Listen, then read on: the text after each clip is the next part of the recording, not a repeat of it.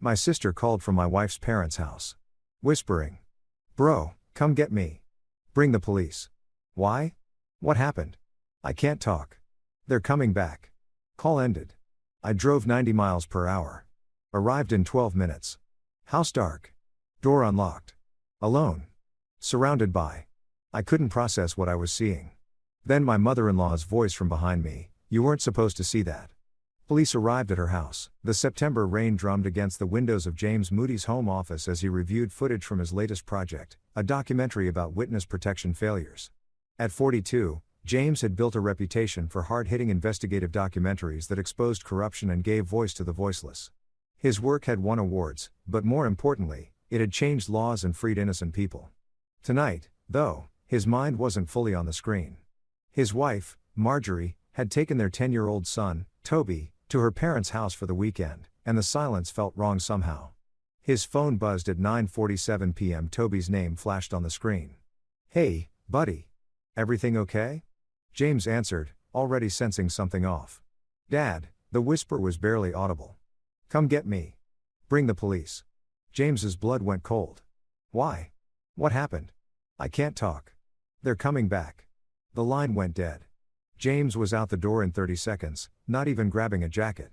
He dialed 911 as he drove, but the operator's questions, what's the emergency? What did you see? Couldn't be answered. James had nothing concrete, just a terrified child's whisper. He hung up and pushed his car to 90 miles per hour through the rain-slick streets. The Oliver house sat in an affluent suburb 40 minutes away. James made it in 12. The house loomed dark against the night sky. Not a single light burned in any window. James' hands shook as he tried the front door. Unlocked, he pushed it open slowly. Toby, he called out, his voice echoing through the darkness. Dad, down here, the voice came from below from the direction of the basement stairs. James descended, using his phone's flashlight to navigate the wooden steps. The basement had always been off limits, even to Marjorie. Her mother, Bernadette, claimed it was just storage for her late father's things. Kermit Oliver had died 3 years ago from what everyone believed was a heart attack. The basement was vast, far larger than the footprint of the house above suggested. James' light swept across the space and his breath caught. Toby stood in the center of the room, surrounded by an array of monitors, filing cabinets, and walls covered with photographs. But these weren't family photos. The images showed people, dozens of them, in compromising positions. Affairs, drug use, financial crimes captured in high definition. One wall was devoted entirely to what looked like evidence boards with names, addresses, and dollar amounts written in neat handwriting. I came down looking for the bathroom, Toby said, his voice small. The upstairs one was locked. I found the door behind the bookshelf, and Dad, what is all this? Before James could answer, the lights blazed on. Bernadette Oliver stood at the top of the stairs, her silver hair perfectly coiffed despite the late hour. At 68, she maintained the regal bearing of someone who'd spent her life in control. You weren't supposed to see that, she said calmly, descending the stairs. Her eyes held no panic, no fear, only calculation. Marjorie was supposed to keep you both at the house tonight. I specifically told her to make sure you were busy. Where is my wife? James demanded, stepping protectively in front of Toby. Upstairs, sleeping. I gave her something to help her rest. She's been so stressed lately. Poor dear. Bernadette reached the bottom of the stairs. Put your phone away, James. We both know you're not going to call anyone. You're blackmailing people. Such an ugly word. I prefer to think of it as insurance collection. These people have all done terrible things. I simply ensure they contribute to causes I deem worthy. And before you get any heroic ideas, look at Monitor 7. James' eyes followed her gesture. The screen showed a compilation of images. James himself in situations he thought were private. Meeting with confidential sources, accepting cash payments for information, moments that could be taken out of context and spun into a narrative of corruption. You've been doing this for years, James breathed. How long does it matter? What matters is that you understand the situation. I have leveraged over 43 individuals, including 2 police chiefs, a district attorney, 3 judges, a senator, and now you. Your documentary career, your reputation, your freedom. All of it depends on your cooperation. Mom, Marjorie appeared at the top of the stairs, groggy, but alert enough to take in the scene. At 38, she still had the delicate features her mother had possessed in youth. But where Bernadette's eyes were hard, Marjorie's held confusion and dawning horror. Go back to bed, Sweetheart, Bernadette said. What is this? Marjorie descended the stairs, her hands trembling. What have you done? What I've always done protected our family. Do you think your father's business success was luck? Do you think James' documentary on the Riverside corruption case won awards because of his talent alone? I've been steering this family toward prosperity since before you were born. James watched as realization crept across his wife's face. You knew, Marjorie whispered about the documentary. You helped him with sources, with funding. Of course, I did. The Riverside case was going nowhere until I ensured certain evidence found its way to the right people. Your husband got his Emmy. The corrupt officials went to prison and I gained leverage over everyone involved. Everyone wins. Except the people you're blackmailing, James said. Bernadette smiled. Those people are criminals, James. Adulterers, thieves, abusers. I'm simply making them pay for their sins. The money goes to good causes, charities, scholarships, community programs. I'm practically a philanthropist. Let us leave. James said, we won't say anything. We'll forget this ever happened. Will you though? Bernadette moved to one of the filing cabinets and withdrew a thick folder. Because I know you, James Moody. I've studied you for 7 years since before you even met my daughter. You're a crusader, a truth seeker. It's what makes you so good at what you do. It's also what makes you predictable. She opened the folder, revealing photographs of James's own family. His sister Carol Collins struggling with addiction after her husband's death. His mother, Maria Moody, living in a modest assisted living facility. I have contingencies, Bernadette continued.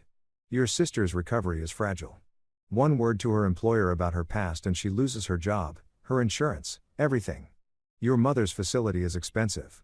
What would happen if the payment stopped? James felt Toby grip his hand tighter. His son had witnessed this entire exchange, was learning exactly what kind of monster his grandmother was. You're going to continue your life exactly as it was. Bernadette said Marjorie and Toby will visit me as usual. You'll make your documentaries and when I need something, a specific story told or buried, a source protected or exposed, you'll do it. That's the cost of everyone you love staying safe. And if I refuse, then everyone learns the truth about James Moody, the documentarian who accepted bribes, planted evidence, manipulated stories for personal gain. Even if you prove it's false, eventually the damage will be done. Your career will be over. Your family will suffer, and I'll still be here running my business because you'll have no credible way to stop me. The silence that followed was broken only by the hum of the monitors and Toby's quiet breathing. James looked at his son, at his wife, at the woman who'd orchestrated their lives like pieces on a chessboard. I understand, James finally said. Bernadette's smile widened. I knew you would. You're a smart man, James. That's why I chose you for my daughter. The drive home was silent. Marjorie sat in the passenger seat, staring out the window while Toby slept in the back, exhausted by fear and adrenaline. James' mind raced, cataloging everything he'd seen. The monitors, the filing systems, the backup drive stacked in the corner. Bernadette's operation was sophisticated, built over decades. When they arrived home, James carried Toby to his bedroom while Marjorie moved like a sleepwalker. Once Toby was settled, James found his wife in the kitchen staring at nothing. How much did you know? He asked quietly. Nothing. Marjorie's voice was hollow. I swear, James. I knew my mother was controlling, that she always had opinions about everything, but this I never imagined. She said she chose me for you. My father died right after we got engaged. She encouraged the relationship from the start. Yes, but I thought. Marjorie's voice broke. I loved you. I chose you. James believed her. He'd spent years documenting liars and could spot deception in a heartbeat. Marjorie was a victim, too. Her whole life potentially manipulated by a woman who saw people as assets. What are we going to do? Marjorie asked. James pulled her close. I'm going to think. I'm going to plan. And I'm going to make sure your mother never hurts anyone again. She has evidence against you. Against everyone, the police, the courts, she owns them. I know. James kissed the top of her head. But she made one mistake tonight. What? She showed me everything. She was so confident in her control that she didn't hide the extent of her operation. Now I know what I'm up against and I know exactly how she thinks. Over the next 3 days, James acted normally. He worked on his documentary, had dinner with his family, exchanged pleasantries with Bernadette over the phone when she called to check in. But every spare moment, he was cataloging his memories of that basement, the names he'd glimpsed on the evidence boards, the patterns in her filing system, the technology she used. James had spent 15 years investigating corruption, following money trails, and exposing hidden networks. He toppled criminal organizations and exposed government conspiracies. Bernadette Oliver might have leverage, but she'd never faced someone who understood how to dismantle power structures from the inside. On the fourth day, James drove to a storage facility 3 towns over and rented a unit under a false name. He paid in cash. Inside, he set up a workstation, a laptop purchased with cryptocurrency, a secure server, and a wall where he began building his own evidence board. Every blackmail victim he could remember, every connection, every pattern. Bernadette had spent decades building her empire of fear. James would spend however long it took to tear it down. The call came 2 weeks later. James was editing footage when his phone rang. A number he didn't recognize. "Mr. Moody, my name is Craig Perez. I believe we need to talk about Bernadette Oliver." James's heart hammered. "Who is this?" "Someone she's been bleeding dry for 8 years. I received a coded message suggesting you might be in a position to help. Can we meet?" "How did you get this number?" "From someone else she's blackmailing. There are more of us than you think, Mr. Moody. We've been trying to find a way out for years. When word got around that you'd seen her operation, word got around." "How?" "Her driver, Fred Merritt. He's one of us, too. And he's been waiting for someone who could actually fight back. He saw you leave that night with your family. He's been quietly building a network of her victims who want to be free." James' mind raced. Bernadette's own driver was working against her. This could be a trap. It could be. Or it could be your only chance. "We're meeting tonight, 1000 p.m. at the old Riverside warehouse. The one from your documentary. We figured you'd know it's clean. You exposed everything dirty about that place 3 years ago." The line went dead. James sat in silence, weighing his options. It could absolutely be a trap. Bernadette could have discovered his storage unit, his investigation, and was luring him out. But if it was real, if there was a network of victims ready to fight, this changed everything. He called his sister Carol. "Hey, I need you to do something for me. Don't ask questions." "Jamie, you're scaring me. If you don't hear from me by midnight tonight, there's a package in my office safe. The combination is Toby's birthday inside our instructions. Follow them exactly." "What's going on?" "Insurance." "I love you, Carol." He hung up before she could protest, then wrote a detailed letter explaining everything. Bernadette's operation, the basement, the blackmail network. He included the address of his storage unit and every piece of evidence he'd gathered. If this was a trap and he didn't survive, at least the truth would get out. At 9:45 p.m., James drove to the Riverside warehouse. The massive building loomed against the night sky, abandoned since the corruption case had shut down the illegal operations inside. James parked and approached cautiously, every sense on high alert. Inside, a dozen people waited in a circle of folding chairs illuminated by battery-powered lanterns. James recognized 3 faces immediately.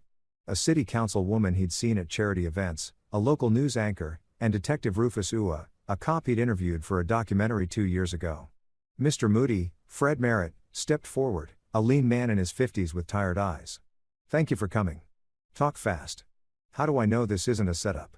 "Because we all have too much to lose." The city council woman, Eleanor Haas, stood. "Bernadette Oliver has been blackmailing me for 6 years. She has photos of an affair I had during my first campaign. If I don't vote the way she wants on every city contract, every development deal, she'll destroy me. She has evidence I accepted gifts from a suspect's family." Detective Ua added, "I was trying to help them, but she made it look like bribery. She controls my entire precinct through me." One by one, the others shared their stories. A judge who'd had a gambling problem. A surgeon who'd covered up a mistake. A businessman who'd evaded taxes 20 years ago. All of them trapped. All of them paying. All of them desperate. "How long have you been meeting?" James asked. 6 months, Fred said. "I've been with Mrs. Oliver for 12 years. I've seen everything. The files, the victims, the way she operates. I thought about going to the police, but she owns too many of them. Then I started noticing patterns. People she targeted would sometimes mention each other in passing, not knowing they were both victims. I started making connections, reaching out carefully. We've been trying to find a way to stop her without destroying ourselves in the process." "Why me?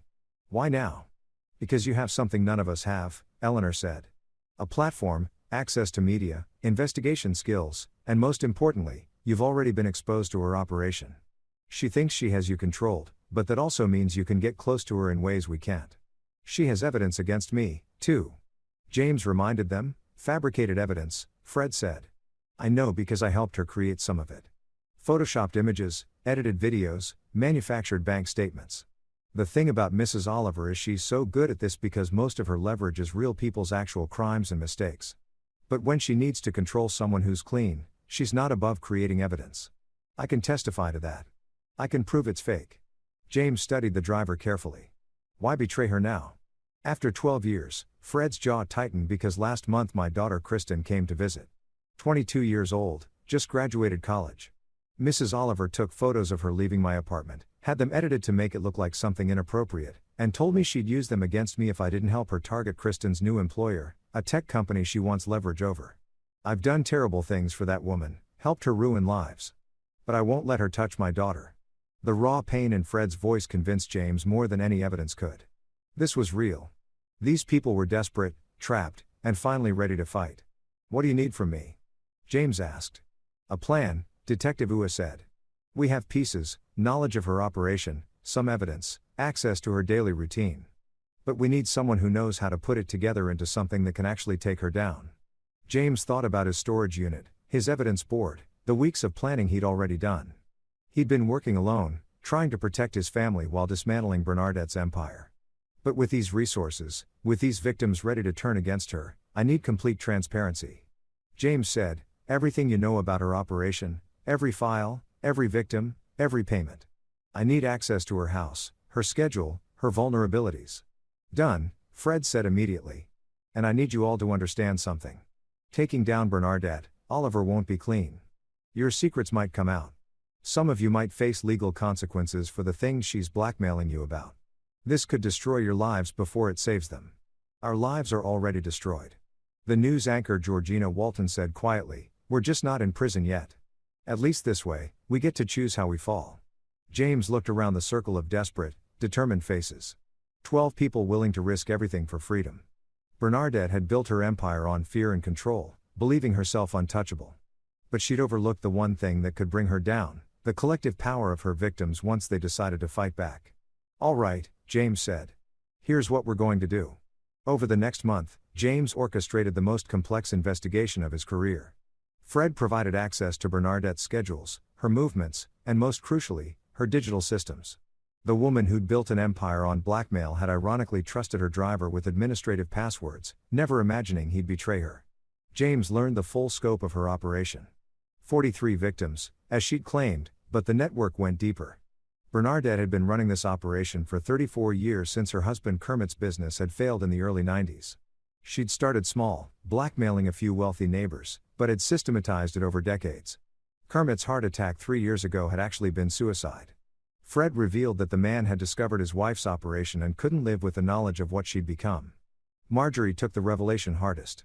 Her entire childhood had been built on money extorted from desperate people. The charitable foundation her mother ran funded by blackmail. The prestigious schools Marjorie had attended paid for with other people's misery. Every happy memory was poisoned by the truth. But Marjorie's pain hardened into resolve.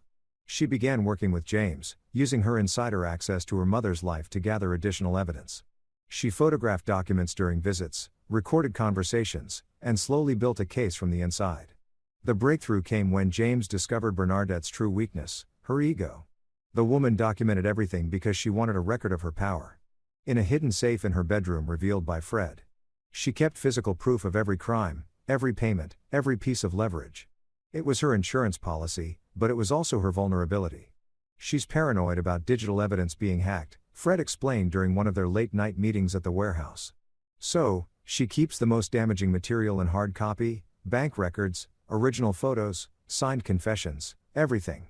We need that safe, James said. Getting into her bedroom would require a family emergency. Marjorie interrupted something that would pull her away from the house long enough for someone to access the safe. James looked at his wife. You're sure? She destroyed my father. She's been using me my entire life. She threatened my son. Marjorie's eyes were steel. I'm sure they spent 3 weeks planning. Detective Ua provided intelligence on Bernadette's security systems. Eleanor used her position on the city council to ensure certain building inspectors would be looking the other way at crucial moments. The surgeon, Wendell McCarty, agreed to stage a medical emergency at a charity gala Bernadette was attending. Fred would drive her to the hospital, keeping her away from the house. Meanwhile, James would break into the safe, document everything, and create copies of the evidence. But they needed more than just evidence. They needed a way to release it that couldn't be stopped or traced back to them. Bernadette had too many powerful allies. The solution came from an unexpected source. Ignacio Wolf, a tech entrepreneur Bernadette had been blackmailing for 4 years, revealed he'd been developing a decentralized data distribution network for whistleblowers. It's designed to release information across multiple platforms simultaneously, impossible to stop once activated. I built it because of her, actually. I just never had the courage to use it. Can it handle this much data? James asked. Terabytes, documents, photos, videos, everything. And it releases to news organizations, social media, law enforcement databases, all at once. Even if she manages to shut down one source, the information keeps spreading. James smiled for the first time in weeks. Then we have our weapon. The plan was set for November 15th at a gala fundraiser for children's literacy. One of Bernadette's favorite charities, ironically funded by extortion. At precisely 8:30 p.m., Dr. McCarty would stage chest pain severe enough to require immediate hospitalization. Bernadette, as the event sponsor, would insist on accompanying him. Fred would drive her to the hospital, then report car trouble, keeping her stranded until James had what he needed. James would have exactly 2 hours to break into the Oliver house, crack the safe, photograph every document, and escape. Toby would stay with Carol, protected by 2 of Detective Ua's trusted officers. Marjorie would be at the gala maintaining appearances while monitoring Bernadette. The night before the operation, James couldn't sleep. He sat in his home office reviewing the plan for the 100th time. So many things could go wrong. If Bernadette discovered the breach early, if the safe had additional security they didn't know about, if any of the 12 victims got cold feet and warned her, "You're doing the right thing." James turned to find Marjorie in the doorway wearing one of his old shirts. Am I? We're breaking a dozen laws. If this fails, Toby loses both his parents. If we do nothing, Toby grows up learning that monsters win if they're smart enough. Marjorie sat beside him. My mother needs to face justice. Not just for us, but for everyone she's hurt. For my father, James took her hand. When this is over, assuming we're not in prison, what do you want to do? I want to take Toby somewhere far away from here. Somewhere she never touched. And I want to build a life that's actually ours, not one she orchestrated. Marjorie leaned her head on his shoulder. But first, I want to watch her empire burn. The next evening, James watched from across the street as luxury cars arrived at the downtown hotel hosting the gala. He wore all black, a backpack containing tools and camera equipment slung over his shoulder. His phone buzzed. A text from Marjorie. She's here holding court like a queen. At 8:30 exactly, another text. It's happening. James drove to the Oliver house parking 3 blocks away. Fred had confirmed the security system was older, relying on motion sensors that could be fooled by specific movement patterns. James approached the house carefully using the technique Detective Ua had taught him, slow, deliberate movements close to the walls where sensors were less sensitive. The back door opened with the key Marjorie had provided. Inside, the house was silent. James moved through the familiar halls, up the stairs to Bernadette's bedroom. The master suite was enormous, decorated in expensive neutrals. James found the safe behind a painting. How cliché, he thought, of Bernadette and Kermit on their wedding day.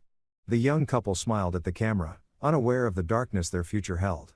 The safe was a high-end model with both a key and combination lock. Fred had provided the combination obtained months ago during one of Bernadette's careless moments. James' hands shook as he dialed the numbers. July 18, 34. The date Bernadette had started her operation. The safe clicked open. Inside were 5 leather-bound ledgers, dozens of manila folders, several external hard drives, and stacks of photographs. James photographed everything systematically using a high-resolution camera to capture each page, each image, each piece of evidence. The ledgers detailed every payment, every threat, every victim. The folders contained the blackmail material itself, affairs, crimes, mistakes, all documented with clinical precision. One folder was labeled James Moody. Inside, James found the fabricated evidence against him along with Bernadette's handwritten notes. Subject is ideal for long-term control. Moral compass makes him predictable. Suggest marriage to Marjorie to secure permanent access. Useful for media manipulation and information gathering. His wife had been right. Their entire relationship had been engineered. The rage James felt in that moment nearly derailed his focus. But he channeled it into determination. Every photo, every document, every piece of evidence went into his camera's memory. He was closing the safe when his phone buzzed. Problem. She's suspicious. Calling Fred back. Get out now. James' heart hammered. He'd photographed maybe 80% of the contents. He needed more time. Another text, this time from Fred. She knows something's wrong. Demanding I take her home immediately. ETA 15 minutes. 15 minutes wasn't enough to escape cleanly and eliminate all traces of his presence. James made a split-second decision. He grabbed 3 of the ledgers and 2 folders of the most damaging evidence, including his own fabricated file, and shoved them into his backpack. Then he closed the safe, rehung the painting, and ran. He made it out the back door and across the yard when he heard a car pulling into the driveway. James dove behind a hedge as Bernadette's Mercedes appeared. Fred at the wheel looking pale and stressed. Bernadette emerged, her face tight with suspicion. Check every room. She ordered Fred. Something's wrong. I can feel it. James waited until they were inside, then sprinted to his car. He drove carefully, maintaining the speed limit despite every instinct screaming to floor it. His phone rang. Marjorie, did you get it? Most of it. She came back early. I had to take the physical evidence. She'll know it's gone. Silence. Then we move to phase 2 now. Tonight before she can regroup. We're not ready. We have to be. Call everyone. Tell them it's happening now. James' mind raced through contingencies. They'd planned for this scenario. A rush deployment. If the operation was compromised, Ignacio's system was ready. The evidence James had collected over the past month was already uploaded.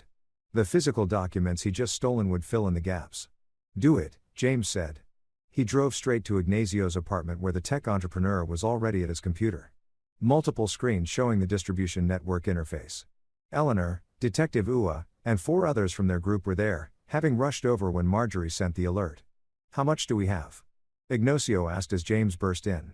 Everything. Digital photos of her ledgers, the blackmail files, payment records, plus the originals of her 3 most recent years of operation. James dumped the ledgers and folders onto the desk. Can your system handle this? Give me 2 hours to scan the physical evidence and integrate it with what you already uploaded. Then we deploy. Detective Ua's phone rang. He listened, his face darkening. That was my contact at the station. Bernadette just called in a burglary. She's got 3 squad cars en route to her house and she specifically requested that I not be involved in the investigation. She knows it was one of us. Eleanor said worse. James realized she knows we're working together. Fred must have. His phone rang. Fred's number. James answered on speaker. James listened carefully. Fred's voice was strained. Wrong. She has my daughter Kristen. She had someone grab her from her apartment an hour ago. Bernadette says, if I don't tell her everything, if I don't give her the names of everyone working against her, Sheila's voice broke. Please, I'm sorry. I'm so sorry. I can't let her hurt my baby. Bernadette's voice came through the phone. Hello, James. I admit I'm impressed. You actually managed to organize a rebellion. Very cinematic. But you forgot something crucial. I'm always 3 steps ahead. Fred's daughter is safe with some associates of mine. She'll stay that way as long as everyone cooperates. You have 1 hour to return my property and disperse your little group. Otherwise, Kristen Merritt becomes the first casualty of your failed revolution. And James, I still have evidence against everyone in your coalition. You can't release it without destroying them all. So, what's it going to be? Your principles or their lives? The line went dead. The room erupted in panicked voices. Someone was crying. Detective Ua was calling his contacts trying to trace Christine's location. Eleanor sat down heavily, her face ashen. She wins, Wendell McCarty said quietly. She always wins. No. James's voice cut through the chaos. Everyone quiet. We have one advantage. She doesn't know how far we've gotten. She thinks we're still gathering evidence that we need more time. She doesn't know Ignacio's system is ready, but it's not. Ignacio protested. I need 2 hours to integrate. Then we deploy what we have. The photos I took tonight, the evidence I've been gathering for weeks. It's incomplete, but it's enough to cause chaos. Enough to make the authorities look at her seriously. And Kristen dies. Fred's voice came from James' phone. The call hadn't actually disconnected. Bernadette had left the line open, letting them hear Fred's despair. You'll kill my daughter to make a point. James closed his eyes, thinking fast. Bernadette's mistake was believing he'd choose between justice and an innocent life. But there was always another option, the one she'd never consider because she thought he was predictable. Ignacio, can your system send files to specific recipients instead of broadcasting everything? Yes, but send everything we have to Detective U's captain. Just him. Include a note that Bernadette Oliver is holding Kristen Merritt hostage at an unknown location and that she needs to be arrested immediately for kidnapping. Make it impossible to ignore that'll burn all of us. Eleanor said our secrets will come out better than an innocent woman dying. James looked around the room. I'm giving you all an out. Walk away now. I'll take the fall. Say I coerced you. But if you stay, you need to understand we're going all in. Our secrets, our careers, everything. We exchanged our controlled destruction for her complete downfall. One by one, they nodded. Even Eleanor, who had the most to lose, straightened her shoulders and said, "Do it, Fred," James said into the phone. "We're coming for Kristen, and we're bringing Bernadette down tonight. Trust us." He hung up before Fred could respond. "Ignazio, send it. Everything, not just to the captain. Send it everywhere. News stations, the FBI, the state attorney general. Make it impossible to bury." That's not the plan. The plan changed when she took a hostage. Send it all. Ignacio's fingers flew across the keyboard. Windows opened and closed on his screens. File transfer bars crept across displays. It's going to take 15 minutes to upload and deploy across all channels. Then we have 15 minutes to find Kristen. James turned to Detective Ua. You said Bernadette has associates. Who? She's used the same security company for years. Bolton Security. They handle her home security, personal protection, the works. Ex-military types, not particular about the legality of their work. Where would they take someone for leverage? Ua thought for a moment. Bolton has a storage facility they use for equipment. It's isolated, secure. If I was going to hold someone, that's where I'd do it. Address. James. We can't. Address. Ua rattled it off. James was already heading for the door. Call your captain. Tell him everything. Make sure he knows there's a hostage situation. And Ignacio, don't stop that upload no matter what happens. Eleanor grabbed his arm. You're not going alone. I am. The rest of you need to be here on record cooperating with authorities when this breaks. If I'm the only one who goes off mission, the legal exposure is minimized for everyone else. Before they could argue, James was gone, running to his car. The storage facility was 20 minutes away. The data upload would complete in 12. He had a narrow window to extract Kristen before Bernadette realized her empire was burning. James pushed his car hard, running red lights and weaving through traffic. His phone buzzed constantly. Calls from Marjorie, from the group, from numbers he didn't recognize. He ignored them all. The storage facility was a squat concrete building surrounded by chain-link fence. A single guard sat in a booth at the entrance looking bored. James drove past, parking a block away. He approached on foot, staying in the shadows. The fence was easy to climb. James dropped into the facility's lot and moved between rows of storage units. Most were dark, but light showed under the door of Unit 47. James crept closer and heard voices inside. Two men talking about sports, sounding relaxed. He didn't have a weapon. He didn't have backup. What he had was surprise and desperation.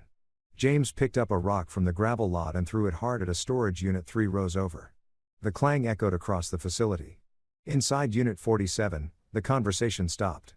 Check it out, one voice said. The door opened and a large man in tactical gear emerged holding a flashlight. James waited until he was 10 feet away, then stepped out of the shadows. Looking for me, the man spun, reaching for a weapon, but James was already moving. 15 years of documentary work had taken him to war zones, disaster areas, and dangerous places. He'd learned to fight out of necessity, studying under the same self-defense instructors who trained journalists in conflict zones. James ducked the man's grab, drove his elbow into the guard's throat and followed with a knee to the gut. The man went down gasping. James took his flashlight and his radio, then zip-tied his hands with a cable tie from the man's own belt. Clearly, they'd come prepared for restraining people. The second guard emerged from the unit. Rick, what's James hit him in the face with the flashlight. The man stumbled back and James tackled him, both of them crashing into the storage unit. Inside, Kristen Merritt was zip-tied to a chair, her eyes wide with terror. The guard was bigger than James and trained. They grappled, knocking over boxes and equipment. The guard got on top, raining down punches. James blocked most of them, but his vision blurred. He was going to lose this fight. Then Kristen, still bound to the chair, hopped forward, and brought the chair down on the guard's back. The man howled and rolled off James. James scrambled to his feet, grabbed a metal pipe from the corner, and brought it down on the guard's head. The man went limp. James cutress free with the guard's knife. Can you walk? I think so. Who? Friend of your father's. We need to go now. They ran for the fence. Behind them, James heard the first guard regaining consciousness, shouting into his radio. James and Kristen cleared the fence and reached his car as headlights appeared at the facility entrance. Bolton security reinforcements.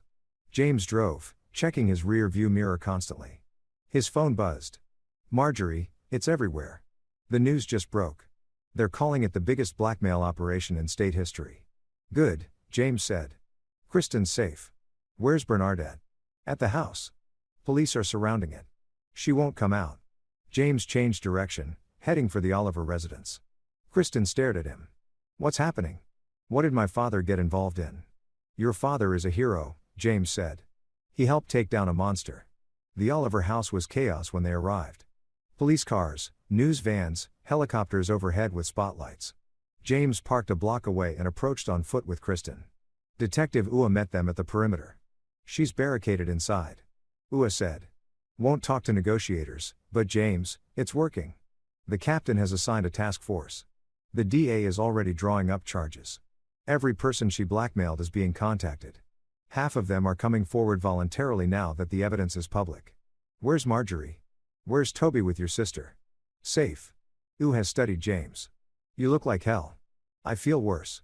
James watched the house. The lights burning in every window. Does she know Fred is alive? That Kristen is safe? We haven't told her anything. She's alone in there and she knows her world is ending. Fred Merritt appeared from behind a police cruiser running to his daughter. The reunion was tearful. Fred looked at James over Kristen's shoulder and mouthed. Thank you. An hour passed. 2. The standoff continued. Then as dawn began to lighten the sky, movement at the front door. Bernadette emerged immaculate in a tailored suit, her silver hair perfect despite the circumstances. She walked down the steps with her head high, ignoring the police officers approaching with weapons drawn. I would like to make a statement, she announced, her voice carrying across the chaos. Immediately, cameras and microphones thrust toward her. She'd always known how to command a stage. For 34 years, I have operated a business that held powerful people accountable for their crimes and indiscretions. I collected what they owed society and redistributed it to worthy causes. Millions of dollars to charities, scholarships, community programs. Yes, my methods were unconventional, but the results speak for themselves. You destroyed lives, a reporter shouted. I exposed people who deserve to be exposed. Adulterers, thieves, corrupt officials. Every person I targeted was guilty of something. I simply made them pay. What about James Moody? The evidence against him was fabricated. For the first time, Bernadette's composure cracked slightly. Her eyes found James in the crowd. Mr. Moody is an exception. I needed someone I could control who had the skills to assist my operation. The evidence against him was insurance. So, you framed an innocent man. I did what was necessary. In any system of justice, there are occasionally innocent casualties. Detective Ua stepped forward. Bernadette Oliver, you're under arrest for kidnapping, extortion, blackmail, and about 40 other charges. You have the right to remain silent. I will not be silent. Bernadette's voice rose. You are arresting the wrong person. Every person I blackmailed committed crimes. They should be in handcuffs, not me. I was serving justice where the system failed. You were serving yourself, James called out. The crowd parted, creating a path between them. You used your husband's suicide to build an empire. You manipulated your own daughter's life. You threatened children. You're not a vigilante or a philanthropist. You're just a criminal who got good at justifying her crimes. Bernadette's mask finally shattered. You self-righteous fool. Do you think you've won? My lawyers will have me out in hours. The evidence you stole is inadmissible. Half the judges in this state owe me favors. You've accomplished nothing except ensuring your own secrets are public. How does it feel, James, knowing everyone now thinks you're corrupt? The evidence against me was fake, and Fred Merritt is prepared to testify to that in court. But even if it wasn't, even if I had to sacrifice my reputation to stop you, it would be worth it. Because unlike you, I understand that some things are more important than control. Police officers moved in, placing handcuffs on Bernadette's wrists. She didn't resist, but her eyes burned with hatred. This isn't over. Yes, James said quietly. It is. As they led her away, the crowd erupted. Reporters shouting questions, cameras flashing, people cheering. James felt nothing but exhaustion. He'd won, but the cost was still being calculated. Over the next 6 weeks, the scope of Bernadette's operation fully emerged. The task force discovered evidence of 127 victims beyond the original 43, spanning 3 decades. The ledgers James had photographed detailed over $50 million in extorted payments. Bernadette had invested the money in legitimate businesses and real estate, creating a complex financial empire that took forensic accountants months to untangle. The victims' stories dominated the news cycle. Some, like Eleanor Haas, chose to publicly confess their original sins and accept the consequences. Eleanor resigned from the city council but emerged with her integrity intact, having chosen honesty over continued hiding. Others were prosecuted for their crimes. The gambling judge lost his position. The tax-evading businessmen faced charges. But most of the victims were people who'd made mistakes, not committed serious crimes, and they found public sympathy when the full context emerged. Fred Merritt became an unexpected hero. His testimony about Bernadette's operation providing crucial evidence.